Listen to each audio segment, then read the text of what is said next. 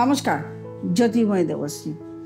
আজকের আলোচনা করব আমরা দৈনন্দিন জীবনে চলাফেরার সময় অনেক সময় দেখা যায় যে আমাদের কাজগুলো আটকে আটকে যাচ্ছে। আমরা যাই টাকা রোজগার করছি না কেন সমস্ত কিছু খরচা হয়ে যাচ্ছে। তাছাড়াও আমরা দৈনন্দিন জীবনে অনেক কিছুতেই দেখছি যে আমাদের অনেক কিছুতে নজর লেগে যাচ্ছে। তো এইগুলো কি কারণে হচ্ছে? শুধু আমরা সবসময় গ্রহদোষ বলি যে আমার জীবনে দশা অন্তর্দশা খারাপ যাচ্ছে, ট্রানজিট খারাপ যাচ্ছে, এত কিছু তো বলি। তার সঙ্গেও আমাদের জীবনযাত্রাতে অনেক কিছু আছে যেগুলোকে আমাদেরকে মেনটেন করে চলতে হয়। তার মধ্যে সমস্ত কিছু তো একটা এপিসোডে বলা সম্ভব না। আজকে কিছু কিছু জিনিস বলবো।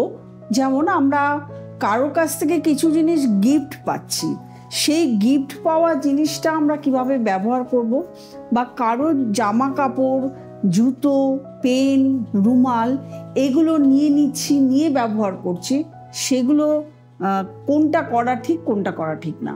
যেমন অনেকেই আছেন যে বোনের জামা কাপড় পরেন, ভাইয়ের জামা কাপড় পরেন। এটা কিন্তু কোনো নেগেটিভ কোনো কিছু সৃষ্টি করে না। এইগুলোর কোনো নেগেটিভ ওরা ভাই বোনের বা এগুলোর মধ্যে আসে যায় না। কিন্তু অনেক সময় দেখা যায় একজনের জামা কাপড় অন্যজন পরে ইন্টারভিউ দিতে যাচ্ছে। তাহলে যার জামা কাপড় পরে আপনি ইন্টারভিউ দিতে যাচ্ছেন, অনেক সময় দেখা যায় সেই নেগেটিভ ওরাটা আপনার লেগে গেল, আপনার ইন্টারভিউ দেওয়াটা সাকসেস হলো না। বা অনেকের জুতো পরে আপনি ইন্টারভিউ দিতে যাচ্ছেন, সেই তার যে নেগেটিভ অরাটা, জুতো হলো 12th হাউস অর্থাৎ শনি, তো সেই নেগেটিভ অরাটা আপনার চলে গেল, তাহলে আপনার ইন্টারভিউটা সাকসেস হলো না। অনেকে রুমাল নিয়ে একজনের রুমাল আরেকজন ইউজ করেন, তো এই ক্ষেত্রেও কিন্তু সঠিক নয়। কারণ রুমাল যখন আদান প্রদান হয়, একজনের থেকে আরেকজন নেয়, দেখাই আছে 100% যে রুমাল একজন থেকে আরেকজন নিলে সেখানে ঝগড়া অশান্তির সৃষ্টি হয়। সেই জন্য অনেক সময় অনেকেই করেন, হাজব্যান্ড ওয়াইফের মধ্যেও রুমাল কেনাকেনি হলেও কিন্তু টাকা নেয়, টাকার বিনিময়ে। অনেকে পারফিউম ইউজ করেন। এইগুলো নিয়েই কিন্তু আজকের প্রোগ্রামটা। যেমন জামা কাপড় নিয়ে বলবো। ফার্স্ট হচ্ছে জামা কাপড়। আপনি জামা কাপড় নিজে ইউজ করছেন, নিজে পরছেন, ঠিক আছে। অনেক ক্ষেত্রে দেখা যাচ্ছে আপনি কোনো কর্মক্ষেত্রে যাচ্ছেন, অন্যের জামা কাপড় পরে যাচ্ছেন, যেমন ইন্টারভিউ দিতে যাচ্ছেন, সেই জামা কাপড় তার নেগেটিভ অরাটা আপনার লেগে গেল, আপনি ইন্টারভিউ দিতে গেলেন, আপনার সাকসেস হলো না। আপনি বাড়িতে এসে বলে সময়টা খারাপ যাচ্ছে, কার নজর লেগেছে, আমার ইন্টারভিউটা হলো না। তাহলে এই যে অন্য কারোর কোনো জিনিস নিয়ে ইন্টারভিউ দিতে যাওয়াটা, কারোর জামা কাপড় পরে ইন্টারভিউতে দিতে যাওয়াটা, এটা কিন্তু সঠিক নয়। সবসময় চেষ্টা করবেন যে যখন কারোর কাছ থেকে জামা কাপড় নিয়ে পরছেন, তাকে অন্তত বিনিময়ে কিছু দেওয়া। বিনিময় প্রথার যে চালু হয়েছিল, বিনিময় প্রথা মানে 1 টাকা 2 টাকা 3 টাকা যাই হোক কিছু দেওয়া, যে তাহলে কিন্তু একটা বিনিময় হলো, মানে কেনা হলো, সেটা পরে আপনি যাচ্ছেন।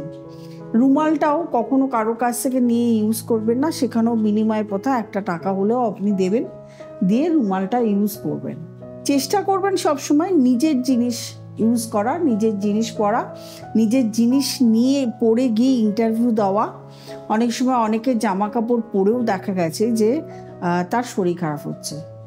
অনেকেও দেখেছি আবার যে মৃত ব্যক্তির জামা কাপড় মানে ব্যবহার করেন, বা বহুদিন আপনি আপনার মৃত ব্যক্তির জামা কাপড় আপনি আপনার বাড়িতে রেখে দেন, যে মা বা বাবা যেই হোক, একটা ফিলিংস এখানে কাজ করে যে আমার বাবা আমার মা জামা কাপড়গুলো দিয়ে দেবো। কিন্তু এই যে মৃত ব্যক্তির জামা কাপড় দীর্ঘদিন ধরে আপনি বাড়িতে রেখে দিচ্ছেন, সযত্নে রেখে দিচ্ছেন, এগুলোও কিন্তু একটা নেগেটিভ অরা সৃষ্টি করে। মৃত ব্যক্তির জামা কাপড় তো বটেই, মৃত ব্যক্তির ব্যবহৃত প্রত্যেকটা জিনিস, ছাতা, বিছানা, চটি, তার ঘড়ি, তার পার্স, তার আই কার্ড, তার চশমা, এগুলো তো আছে। সঙ্গে অনেক মৃত ব্যক্তি গয়না ইউজ করে, মানে এই যে অর্নামেন্টসগুলো যেগুলো হচ্ছে গ্রহ কারেকশনের জন্য ইউজ করে, মানে স্টোন যেগুলোকে বলা হয় স্টোন, সেগুলো অনেক সময় দেখা গেছে তার পুত্ররা তার ব্যবহার করা স্টোনগুলো ইউজ করে। তো এইগুলো সঠিক নয়। এগুলোকে ইউজ করার জন্য আগে একজন ভালো জ্যোতিষীর সঙ্গে পরামর্শ নিন যে আপনার ওটা প্রয়োজন কিনা। তবে অনেক সময় দেখা গেছে তার নেগেটিভ অরাটা আপনার শরীরে লেগে যায়। সেই জন্য কোনো মৃত ব্যক্তির ব্যবহার করা যে জিনিসগুলো মানে এই স্টোনগুলো হয় সেগুলো উচিত নয়। হ্যাঁ, এই কথাতে আপনারা অবশ্যই জিজ্ঞাসা করবেন যে মৃত ব্যক্তির যে গয়না আছে, মৃত ব্যক্তির যে টাকাগুলো আছে, সেগুলো কি আমরা ইউজ করতে পারি? অবশ্যই পারি। কারণ কি, এই যে অর্নামেন্টস যেগুলো আমরা হাতে কানে গলায় পরি, সেগুলো হচ্ছে সোনা বা রূপো, এই ধাতু দিয়ে তৈরি। তাহলে সোনা হলো কি বৃহস্পতি এই গ্রহ, এটাকে আমরা নিশ্চয়ই নিতে পারি। যদি রূপো হয় তাহলে রূপও হলো চন্দ্র, সেটাও আমরা ইউজ করতে পারি। টাকা পয়সা যেগুলো আমরা ইউজ করি, যারা ব্যাংক ব্যালেন্স থাকে ইউজ করি, এগুলো হলো লক্ষ্মী, এগুলোকে তো আমরা ফেলে দিতে পারি না। এছাড়া যে জিনিসগুলো আমি বললাম সেই জিনিসগুলো কিন্তু কখনোই ব্যবহার করা উচিত নয়। এরপরে আসবো জুতো নিয়ে। আমরা অনেকেই দেখেছি যে একজনের জুতো আরেকজন পরে। একজনের যে নেগেটিভ এনার্জি থাকে, প্রত্যেকটা ব্যক্তির মধ্যে কিছু না কিছু নেগেটিভ এনার্জি থাকে। আপনি যখনই অন্য কোনো ব্যক্তির জুতো ইউজ করছেন, তার নেগেটিভ এনার্জিটা কিন্তু আপনার মধ্যে চলে যাচ্ছে। সুতরাং অনেকের কাছ থেকে জুতো নিয়ে পরে ইন্টারভিউ দিতে যায়, ব্যবসার কাজে যায় বা নানান কাজে যায়, তখন গিয়ে দেখবেন যে আপনার সেই কাজটা সাকসেস হচ্ছে না। এছাড়াও জুতোকে আমরা কিন্তু শনি মানে 12th হাউস ধরি এবং শনির কার্যকারিতা ধরি। তো যখন আপনি এটা করছেন, মানে যখন অন্যের জুতো ব্যবহার করছেন, তখন তার শনির যে নেগেটিভ এনার্জি সেটা কিন্তু আপনার মধ্যে চলে আসবে। সুতরাং আপনার তখন হয়তো সম্ভবত শারীরিক একটা প্রবলেম শুরু হয়ে যাবে, বা কোনো 12th হাউস আপনার গ্রহগত কারণে আপনার চার্টে 12th হাউস স্ট্রং, কিন্তু অন্যের চটি ব্যবহার করছেন, আপনার 12th হাউস ড্যামেজ হয়ে যায়।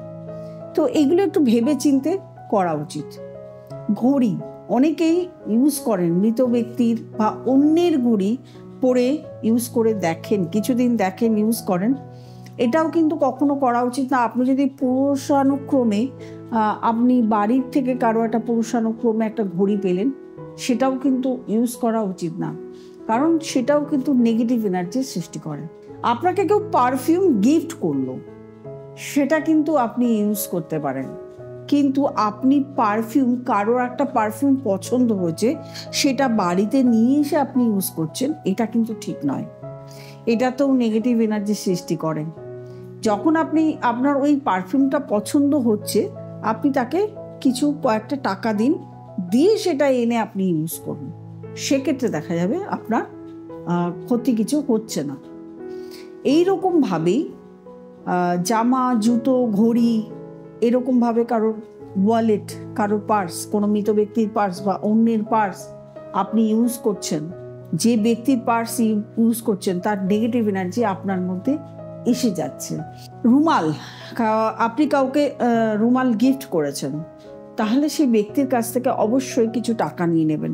রুমাল এক্সচেঞ্জ, মানে একজনের রুমাল আরেকজন কখনোই ইউজ করা উচিত না। এমনিতেই একজন যখন এইটা সায়েন্টিফিকভাবেই ধরে নিন না, একজন যখন রুমালটা ইউজ করছে তার মধ্যে অনেক জার্ম থাকে।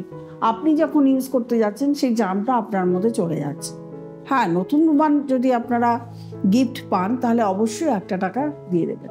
অনেকেই আছেন ঠাকুর দেবতা, অনেক কিছু মূর্তি বা অনেক কিছু গিফট করেন। এই সমস্ত গিফট আপনি যখন কাউকে গিফট করছেন, তখন কিন্তু তার কাছ থেকে, যাকে গিফট করছেন তার কাছ থেকে কিছু পয়সা নিয়ে নেবেন। এরকম গিফট করা জিনিস, সেটাকে পুজো করা, সেটা কিন্তু সঠিক নয়। কারণ ঠাকুরটা তিনি ঠাকুর কিনেছেন, সেটা আপনাকে গিফট করলো। তা ঠাকুরটা কিনলেন তিনি, আপনি গিফট করছেন, আপনি পুজো করছেন, আপনি তো আপনার দেবতা ভেবে পুজো করছেন, কিন্তু সেটাকে আপনার পুজো হচ্ছে? যে ব্যক্তি কিনেছে তার পুজো হচ্ছে।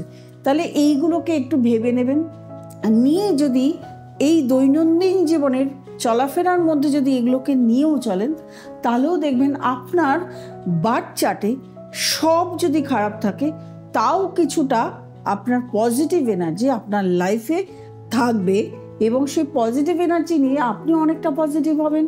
আপনার শরীর স্বাস্থ্য ভালো থাকবে, আপনার ইন্টারভিউ দিতে যাবেন, আপনার আর্থিক দিক ভালো থাকবে, আপনার কারোর নজর লাগবে না, এইগুলো দিকে খেয়াল রাখবেন, রেখে আপনারা ভালো থাকবেন। পরবর্তী এপিসোডে আমি আরও এরকম অনেক ধরনের দৈনন্দিন জীবনে চলাফেরার মধ্যে অনেক কিছু নিয়ে আমি আপনাদের সামনে আবারও হাজির হব। এখন আপনাদেরকে বলছি, যারা প্রবলেমের মধ্যে রয়েছেন তারা অবশ্যই নিচে স্ক্রলে যে নাম্বারটি রয়েছে সেই নাম্বারটিতে ফোন করবেন, বুকিং করবেন, চেম্বারে চলে আসবেন।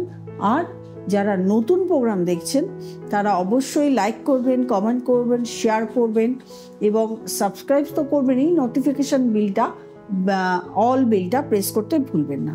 আর অনলাইন কনসালটেশনও কিন্তু চালু রয়েছে। অনলাইন কনসালটেশনের একটা প্রসেস আছে, সেই প্রসেসটাকে ফোন করে আপনাদেরকে জেনে নিতে হবে, তারপরেই অনলাইন কনসালটেশন পাবেন। এবং চেম্বার কোথায় কোথায় আছে ফোন করলে অবশ্যই আপনারা জানতে পারবেন। প্রত্যেকে ভালো থাকবেন, আনন্দে থাকবেন। নমস্কার।